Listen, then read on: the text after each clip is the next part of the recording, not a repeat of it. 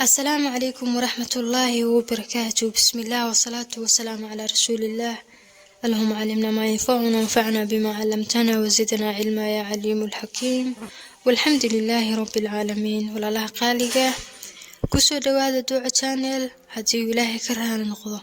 ما أنتو حنبران دونا حديث حسوب عدي برتاي كل خمسنا وحبضني كفايدي دونتو وحوكو بلاونا يا سيدتان عن أبي حمزة أنس بن مالك رضي الله عنه خادم رسول الله صلى الله عليه وسلم عن النبي صلى الله عليه وسلم قال: لا يؤمن أحدكم حتى يحب لأخيه ما يحب لنفسه.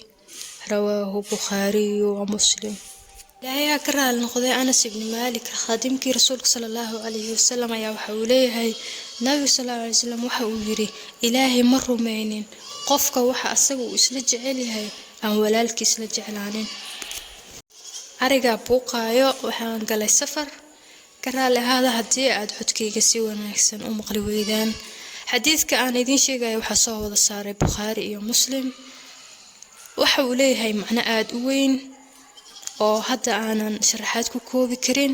Hayeeshee waxaan rabaa barashadiisa iyo ku dhaqankiisa waxyaabaha laga faa'iidayo inaan hal iyo labo ka sheego. waxa ugu horeeyo waxyaabaha laga faa'iido waxa uu mayraa cuqdada sidoo kale waxa uu daaweeyaa cudurka loo yaqaan xasidnimada. run ahaantii qof walba naftiisa wuxuu la jecel yahay caafimaad, wuxuu la jecel yahay hanti, wuxuu la jecel yahay sharaf, wuxuu la jecel yahay wax walba oo wanaag iyo sare u kac ah. haddii aad walaalka la jeclaato ama walaasha la jeclaato waxa meesha ka baxayso in la isxasdo la kala masayro iyo guud ahaan wax isku quuri waago dhan.